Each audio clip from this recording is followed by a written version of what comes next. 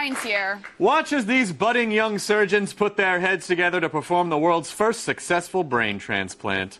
Push it.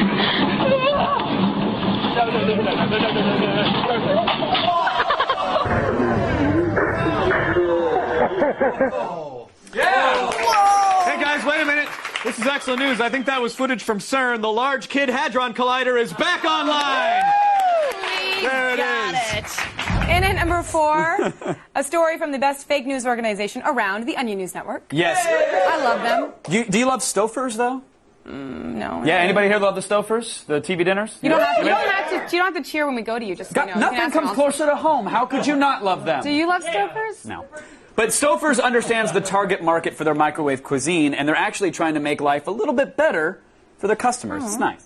Food giant Stofers began including suicide prevention tips on the boxes of their single-serving prepared meals. The company hopes that the tips will teach customers alternatives to unhealthy choices, such as killing themselves because they eat every meal alone. The tips made me realize that even though I'm eating gravy meatloaf right now, there's still a possibility that things won't always be like this. The tips are written in a small font, so you have to turn on the lights to see them. But it's better than eating in the dark again. Users can post videos of themselves eating Stouffer's meals for others to watch as they eat, simulating companionship. That's funny. Every time I go to the store and I start to load up the individual prepaid pre-made meals at Trader Joe's, I'm like, when I check out, I'm always thinking they just know that I'm alone, just eating by myself. Just get 2 cases of cat food to go behind it, and some straight blades. You'll be all right. Well, then I have literally my pre-made meals at the end. I'm like, I grab a thing of chocolate with hazelnut. There you go. I'll get that one too. Coming in at number 2 is a clip from Kurakurasu. The art of improvised weaponry, as demonstrated by Sensei Ronald Duncan. Sensei Ronald, anybody? You can find this clip at wayofthewinds.com.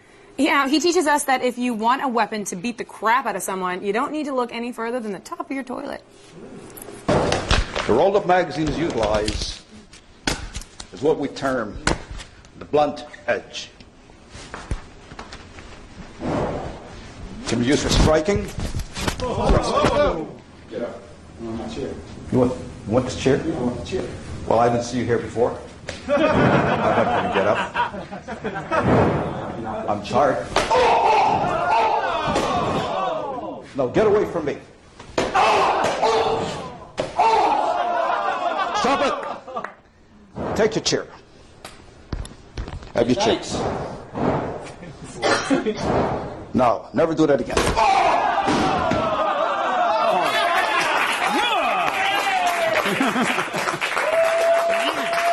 Vicious.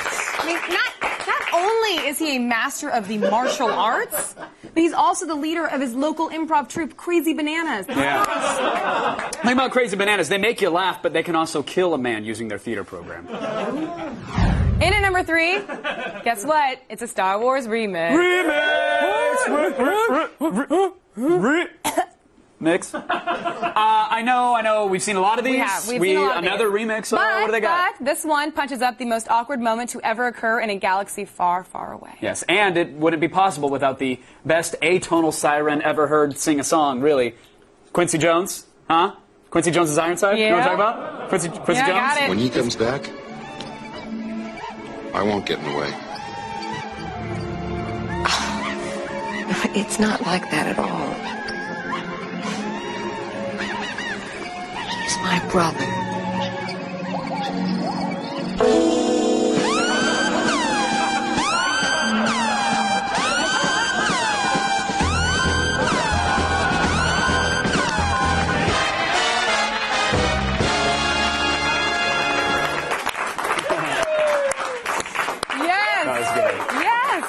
Well, if they can make it so Greedo shoots first, how come they can't CGI the incest out? Oh, everybody knows that the render times on incest just take way too long. They really do.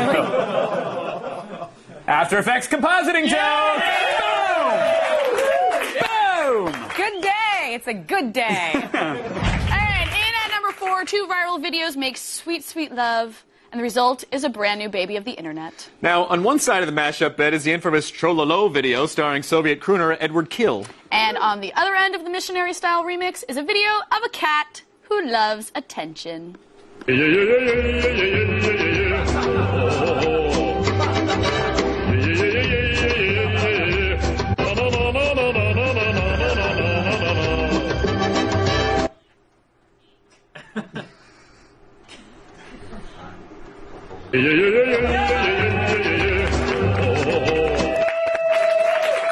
know what? What? That looks really familiar. I don't know what you're talking about. Really? You don't remember before the show? Oh? La la la la la la la la la la la la la la la la. La la la la la la la la la la. Why? Fine. Meow. Good, Chris. And at number 1 today, we have a clip from the recent 2010 Crufts Dog Show. Apparently there's a new technique being used by trainers to get bulldogs to strike just the right pose for judging. And we're pretty sure there ought to be a law against it.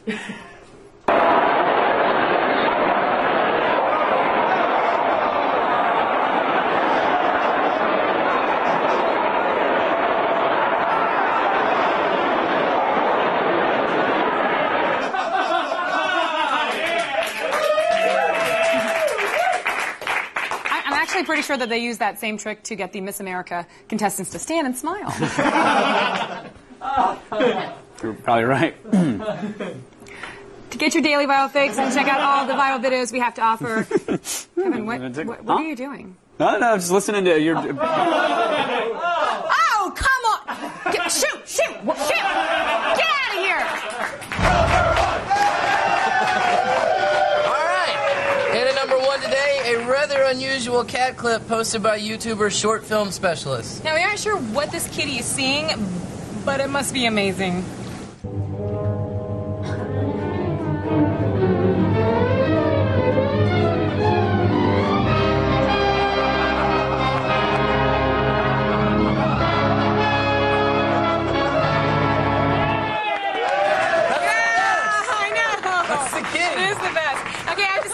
By itself, that clip, pretty amazing. But thanks to the magic of the YouTube doubler, we get to see what exactly is blowing the cat's mind. Behold.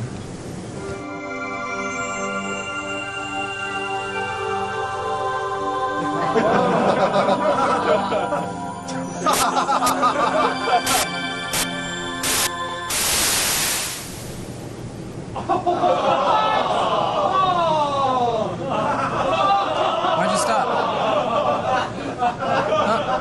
Oh no, that cat's really judgmental. He doesn't understand us.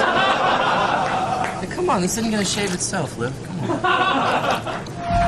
Still ahead, I review an amazing universal remote in a hot tub. It's a steamy new edition of Gadget Prod up next. This portion of Attack of the Show is brought to you by the all-new G4 Store. Gear up at g4tv.com/G4 Store.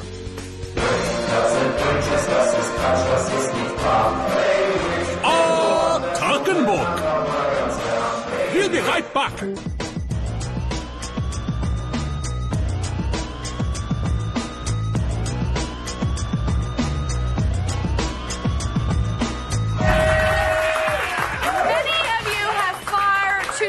Amazing electronic devices in your home. Maybe even more than you can handle. But if it's gotten out of control, not to worry, young hobbits. Here's one remote to rule them all. It's time for the prod. And I'm sorry.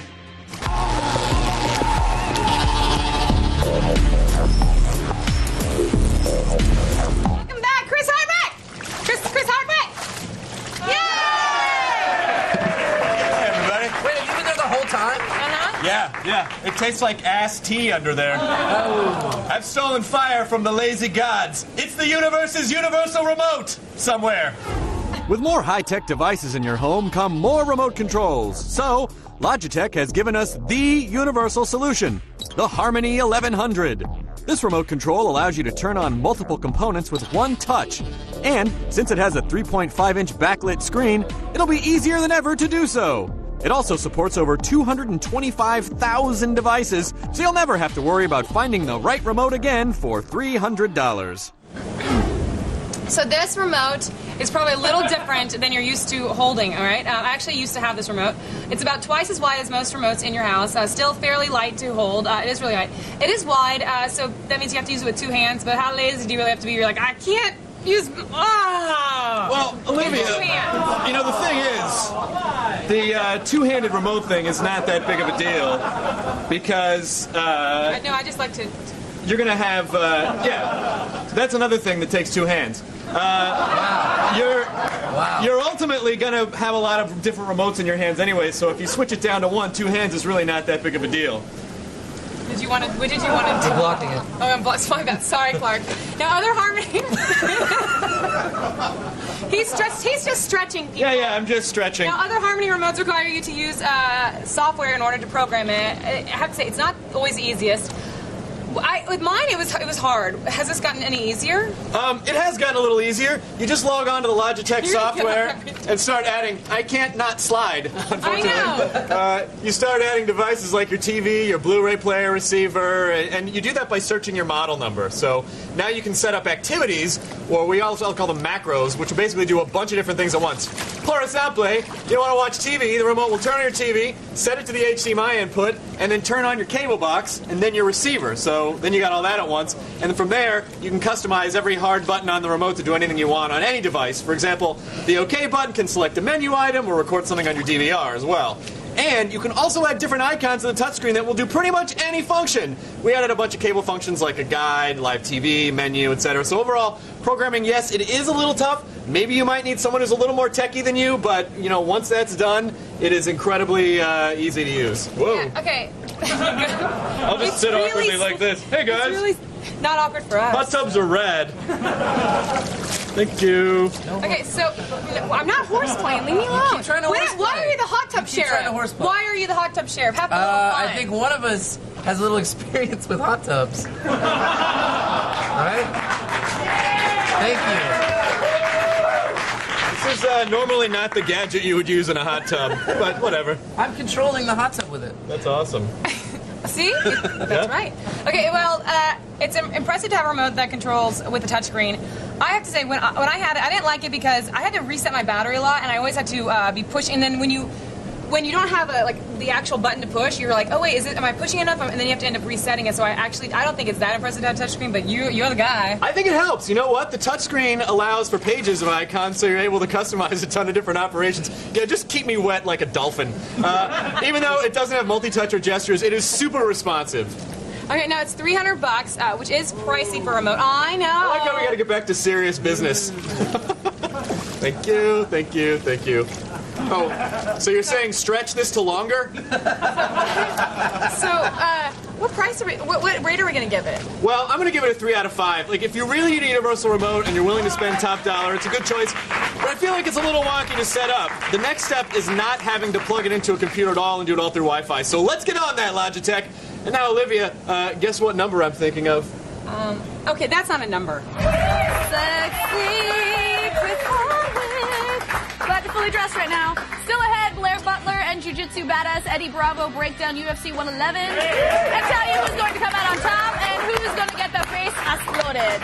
And then Adam Sessler breaks out the Shoots, Grapplers, and Water Wings to give us the skinny on Just Cause 2. But first, here's the show's Drunkle Ted, who was recently in downtown Hollywood doling out advice and embarrassing viruses in Sex on the Streets.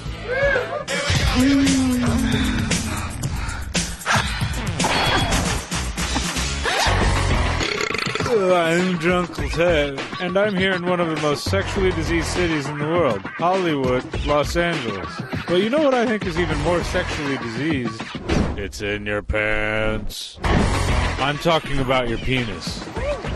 Now, there are a lot of messed up people out there that need help in the department of getting laid. So Tag of the Show sent me to the streets of Los Angeles to give what we can only hope will be some helpful advice. I'll at least get to touch some boobies before it's over.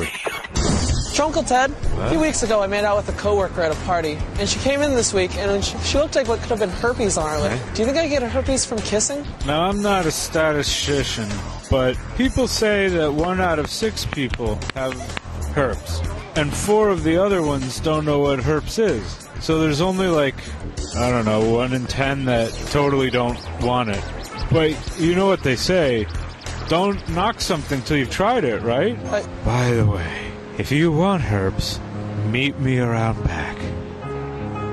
How did the woman lips get on the man face? Thanks, Drunkle Ted.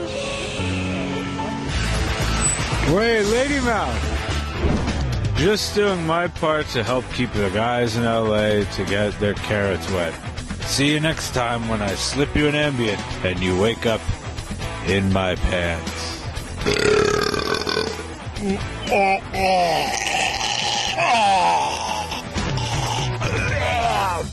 From Hollywood to Bollywood. Geek Goddess. Hamle ke show.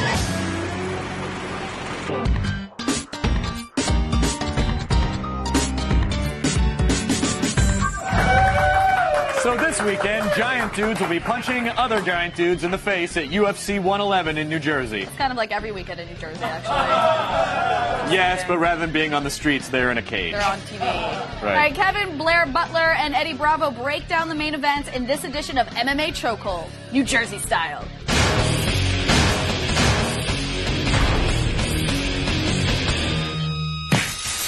Please welcome Blair Butler and Eddie Bravo!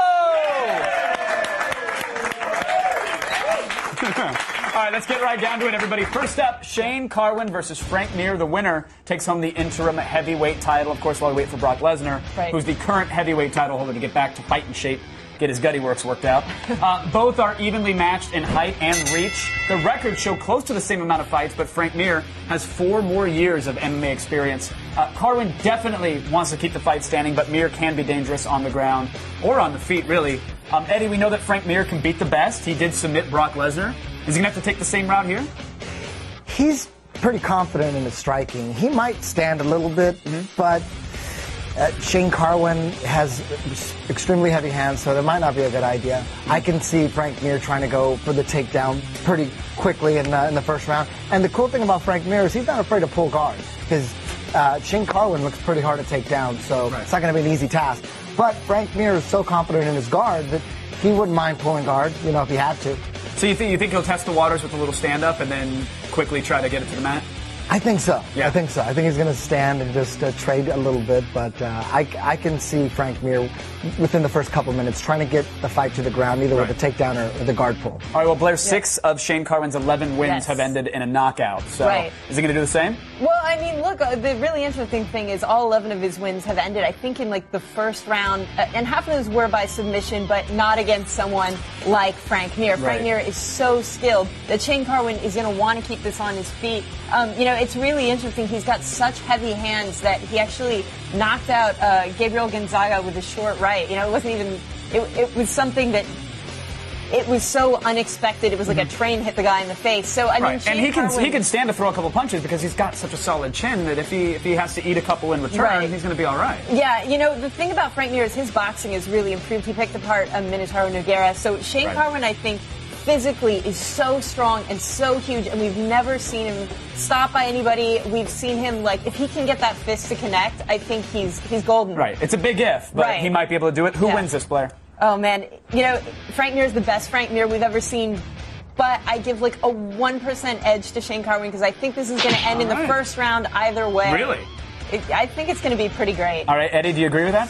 If it's true what everyone's saying about his work ethic now, his work ethic has been in question before. If it's true, then he's, and he is getting stronger. You can tell by all the YouTube videos with him powerlifting and stuff.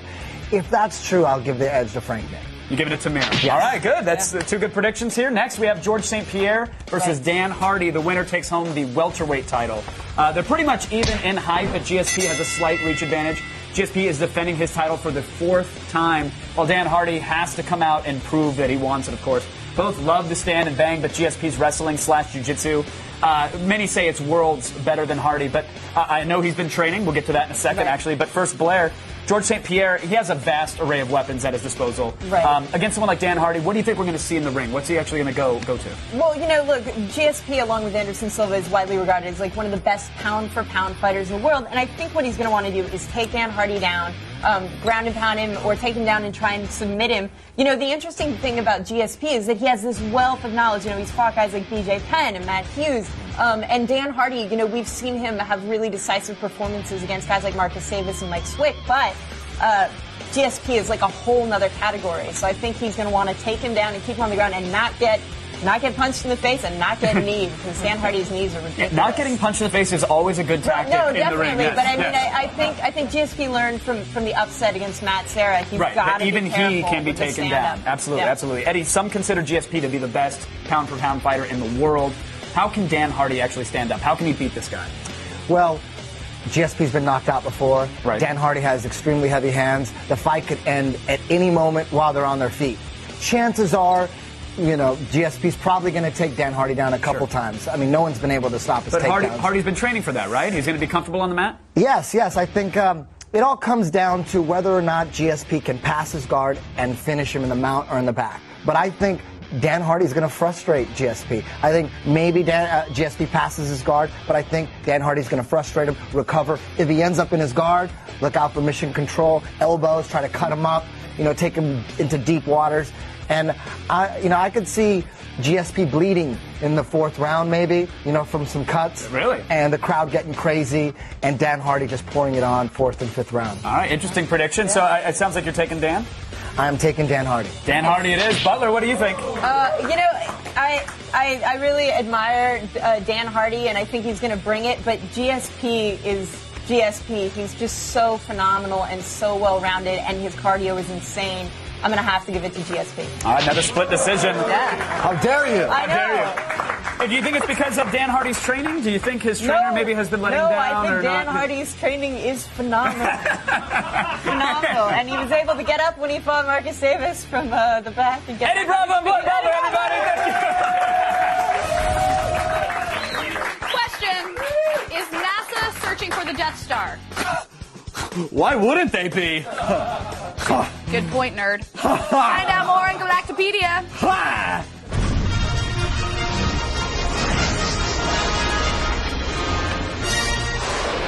Sure, we all want to live in a galaxy far, far away, but we've got our own space planes and a Death Star threatening to destroy us right here in our backyard. Darth Vader blew up Alderaan with a single shot, and while we may not have to worry about giant space stations attacking us, NASA is on the hunt for Nemesis, our solar system's hidden little secret. Also known as the Death Star, the theory of Nemesis has been tossed around since the mid-'80s when paleontologists were trying to figure out the 26 million year cycle of extinctions on our planet. They theorized that a hidden companion star was periodically flinging comets at us from the outer reaches of the Oort cloud, a collection of billions of comets that encase our solar system. Now, with the help of the Wide Field Infrared Survey Explorer, or WISE, scientists are trying to look deep into the black, hoping to catch a glimpse of the Death Star's heat signature. But being a dwarf star, Nemesis is about 8% the mass of our sun, making it hard to spot. Unfortunately, if found, there's no amount of proton torpedoes that can save our asses. Want to aid in the search for the Death Star? Well, for a start, you'll need to know what's out there. If you can't tell Orion's belt from the Big Dipper's handle, then get your hands on Worldwide Telescope. Worldwide Telescope is a desktop app that turns your computer into a virtual telescope that lets you explore the universe from the comfort of your favorite chair. At the recent TED Talks, Microsoft announced the integration of Worldwide Telescope with Bing Maps, allowing the user to view the stars from any point on Street View. You no longer have to wonder what you saw in the sky last night. Simply pick your point on the map and look up. Real-time information of star alignments, positions of planets, and other celestial bodies are there for your viewing pleasure. But until we master light speed, even the nearest star is out of reach. To begin, we'll need a vehicle, and our future might lie in the X-37B spaceplane. This robotic spaceplane has been kicking around since the turn of the century and is currently under the supervision of the Air Force. At 29 feet long and 15 feet wide, the X-37B functions as an orbital test vehicle. It can stay in orbit up to 270 days and will be used for unmanned space missions and developing reusable space vessel technologies. It's scheduled for a test launch on April 19th from Cape Canaveral and will soar into space aboard an Atlas V rocket. The goal right now is aimed at the X-37's military applications, but NASA could utilize this autonomous spaceplane for their own missions in the future. Personally, I think the Air Force should work on designing X-Wings. We'd all be happier. Looks like our universe just got a little more intense. Hopefully we can strap giant lasers to our space planes and blast away at incoming comets. So, this week, Game Break with Adam Sessler was a little different. Adam stopped by to talk about Just Cause 2 and wound up in a little hot water. Literally, his 1930s bathing costume dyed the hot tub pink.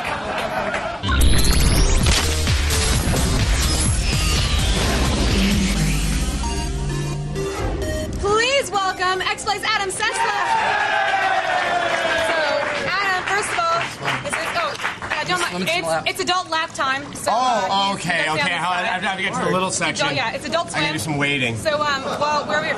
By the way, this is what you swim in usually? Well, no. I just came from X-Play nap time. Nap time? And they said that I had to come down here. They said it was a hot tube, and I love cylinders. Oh, no. But apparently it's a lot different. This is very different. And kind of scary. But maybe more fun. Okay. All right, so I got my card a little wet. Oh, yeah. By the way, I think Hot Tube Time Machine is a pretty obvious porno. Hot Tub Time Machine. Porno homage to Hot Tub Time Machine, right? It is. But does Hot Tub Time Machine really need like a porn homage? It just is. There's some breasts as it is. Okay. There's plenty. Humping through the ages. Something like that. Through the ages. You know? See, it's historical, so there's some learning that happens in it. Well, we'd love to learn about Just Cause 2. Just Cause 2. Or Just Cause 2. I like to say. Just Cause. Like, why'd you play it? Just Cause 2. But what were your thoughts on it? It's a very, very fun game. Pretty much you play the character from the first game, Rico Rodriguez, and you go to some made-up island country that's in Southeast Asia, and you kind of just blow everything up. But what's fun to do is that you also have Why do you have to grappling. blow things up in Asia? Well, it's Southeast Asia, so it's like Indonesia. Oh, okay, they don't count. Okay, blow them up. You have a grappling hook and a parachute, and you pretty much can just travel all over this country, blowing things up because you want to topple the evil dictator, and you work on behalf of strange militant groups. Okay, now they have a new way to get around. Is the grappling hook and the parachute combo. How do you think it compares to the car? using? A car. Well, so you can use the grappling hook to kind of propel you, and then use the parachute to kind of get a little bit of height, and you can move around. It's very effective because I guess in an effort for realism in this game, they decided to have cars that you would tend to find on the third world island nation. Wait, I'm over up together. Trust me, I'm trying to sound like I know what I'm talking about, and I have air going up my butthole right now. So. Why is there air? Wait, there's not air. Hold on. How big is your butthole that air is going through it right now? Well, not all the air. It's just kind of some air. It's getting nicked. How about that? It's kind of ricocheting. I think any is too much air. I think you're right. I'm like my stomach is enlarging as we speak. Oh. This is getting creepy. Okay, back to the game. Back to Just Cause. Okay, because there's a storyline, the main storyline, but they also have the faction missions. You know, so they're mostly like destruction based. Well, a lot of them you have to just go around because you always want to blow stuff up because then you get points for doing that and then you get more missions. But some of the missions are fun, like you have to parachute onto a limo so you can kidnap someone and then get away from the bad guys. It's a lot like a Grand Theft Auto game, but it's got kind of a nastier satirical edge because you're kind of making fun of like conflicts all around the world. Ooh, it just got quiet. The bubble stopped. Okay, so did the air go out of your butthole? Yes, you're right. You're right. Okay, no, so, I'm farting. Well, if you like destruction and the whole open world aspect, if you are somehow anti-explosion, this is the wrong game for you. Okay. But if you want a kind of a fun open world game that goes on for hours and hours and hours and hours and is like really silly, and you like destruction, this is a really, really good buy. Okay, so that sounds good so far. So what's X-Play going to give it? We're giving it a 4 out of 5. 4 out of 5. That's amazing. Well, thanks for joining us. You want to do some laps really quick and just get some exercise in. All right. Here, let me just go. You're just going to do some walking. We went swimming laps. Go ahead, keep walking. Can you not swim? I noticed you have the floaties on. Well, this is so they can find me in case I got lost and drifted off to the other end. So, the Greek gods were known for being jealous and spiteful. That's why you should tune in right after our show for Clash of the Titans, a G4 special. That's right. We're going to give you a behind-the-scenes look at the making of the film, one-on-one interviews with the stars, plus a hands-on demo of the upcoming video game. If you don't watch, an eagle will eat your liver for eternity. Seriously, do not piss the gods off. Clash of the Titans, a G4 special, up next. Now, stay tuned. Blair Herter does the we pop and pound with the very gigantic human, Stone Cold Steve Austin. And then Wonder Woman saves the office from the king of the mole people. It's an AOTS classic coming up.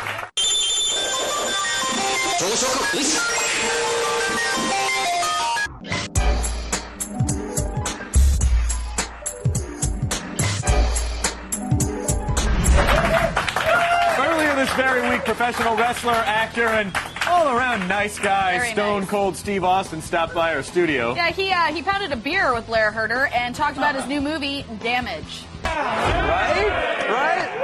Stone Cold Steve Austin, everybody! Sir, there's only one way that we can begin this interview. You show me, we pop and pound? Is this how we're doing this? Pop and pound. Yeah. Do this.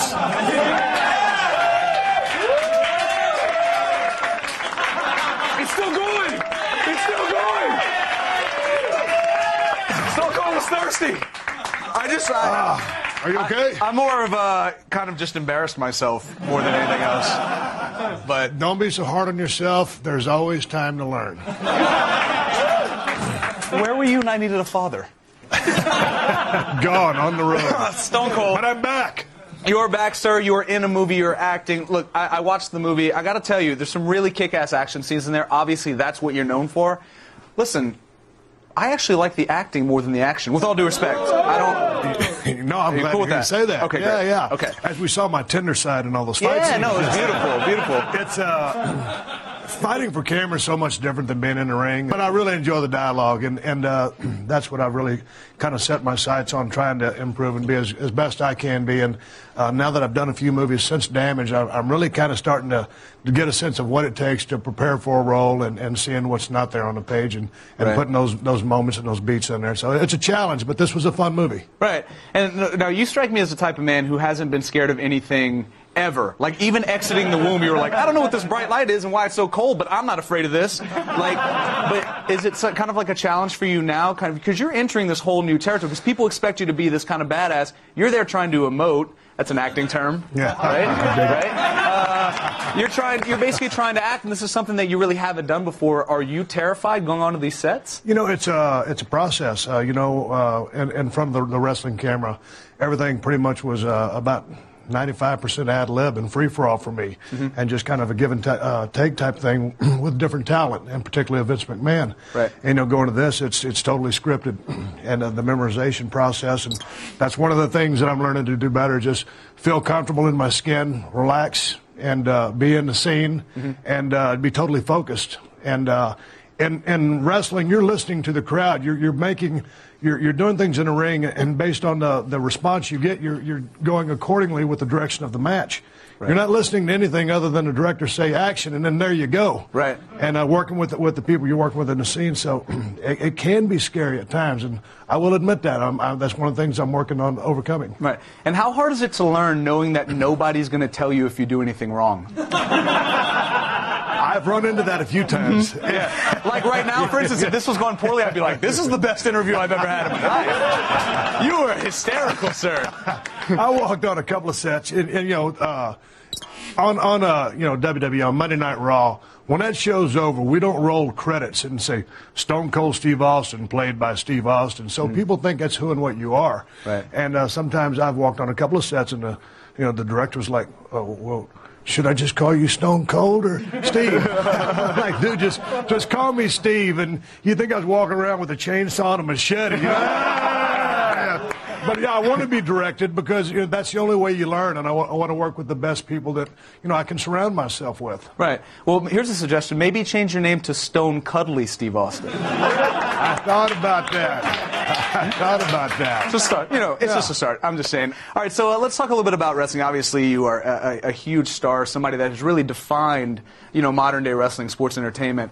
We've got WrestleMania coming up. I want to kind of pick your brain a little bit about some of the matches. I think the biggest one probably being the Undertaker, Shawn Michaels match. Undertaker, I think 17-0 in WrestleMania. Shawn Michaels is like, this is my entire career. Let's be honest, dudes have retired and come back plenty of times, but I'm going to assume that this time around is the real thing. You've wrestled these guys. You have a very intimate relationship. Well, we're not going to talk too much about that. You know them professionally and in a very non-physical manner. Don't tell my secret now. Yes. I was going to come out next year. He's stone cuddly. But you guys, you have a very professional relationship with these guys. You've wrestled them both. What are your thoughts? Who's going to take this one home? Shawn Michaels is one of the most dynamic people I've ever seen in the ring. I've never seen him screw anything up. He tells some of the best stories. He's one of my favorites. Peerless. Undertaker, the first time I wrestled The Undertaker, I almost crapped my pants because it was such an overwhelming experience. Right. Watching that guy come to the ring, the lights went down, they started smoking the aisle, everybody threw their lighters up, and I'm sitting in the ring thinking, well, what am I going to do now? Right. I just drink beer. This is so much cooler. I don't see the streak being snapped. I see 18-0. That's me. Oh, there it is right there. That's me. Call me silly, but that's me. Can we say that it's because Stone Cold says so? Yes, you can. Steve Austin, everybody! And still ahead, office safety tips from a half-naked heroine, so you can avoid those pesky murder-filled supervillain attacks. It is an AOTS classic coming up.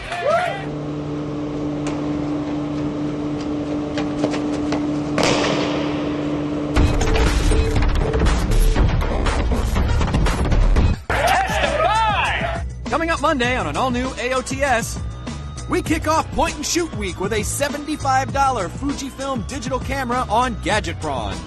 Then Adrenaline Junkies shows you how to make modern warfare a reality with a new line of paintball gear. Plus, they'll take to the skies for some skyacking. And Boba Fetish returns to bring the kinky back to a galaxy far, far away. See it Monday. All the way back in May of 2007, Olivia put the red boots back on for another Wonder Woman sketch. And Blair Butler dressed up as a cheetah to play Wonder Woman's nemesis. Fun fact. Fun fact here. Blair's arm was slightly injured during one of the fight scenes in this AOTS classic. And I'll bet after watching it, you can guess which one.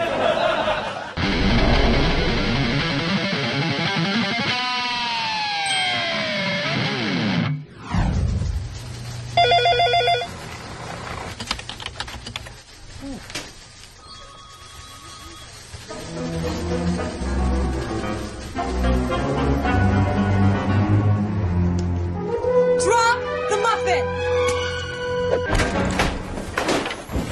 Hi, I'm Wonder Woman, superhero, celebrity, and your guide to office safety. You know, muffin theft is a serious crime committed in millions of offices across America. But for employees in cities like Metropolis and Gotham City, there are even more serious threats to the workplace. Like giant squid attacks. When your office is being menaced by a rampaging giant squid, it is important to remain calm. It's also handy to keep a sword in your office.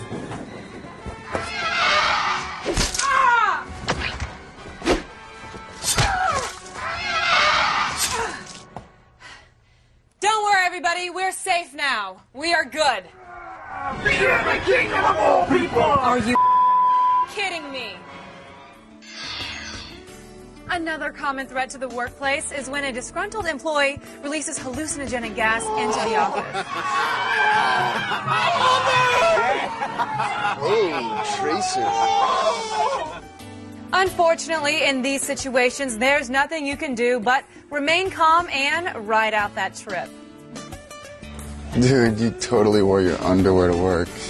Can I touch your face? No, go away. And last but not least, remember not to leave perishable items in the office refrigerator past their expiration date. The smell is awful, and if the right chemical components are present, your old lunch could turn into a super villain.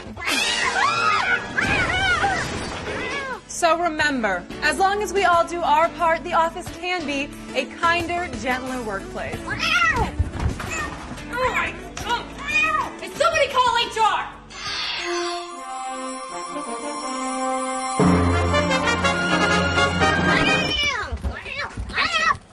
Bad kitty, bad kitty. So, you may not know this, but earlier our robots were kidnapped at gunpoint and shoved in a truck. That's right. If you've seen them, please give us a call at the following number, 805-268-7123. We're not concerned, just curious. Now go to g4tv.com/AOTS for all the things you saw today and more. Stick around, though. Clash of the Titans, a G4 special starts right now. Titans will clash! Bye. They will clash, I tell you. Those Titans. All those Titans clash.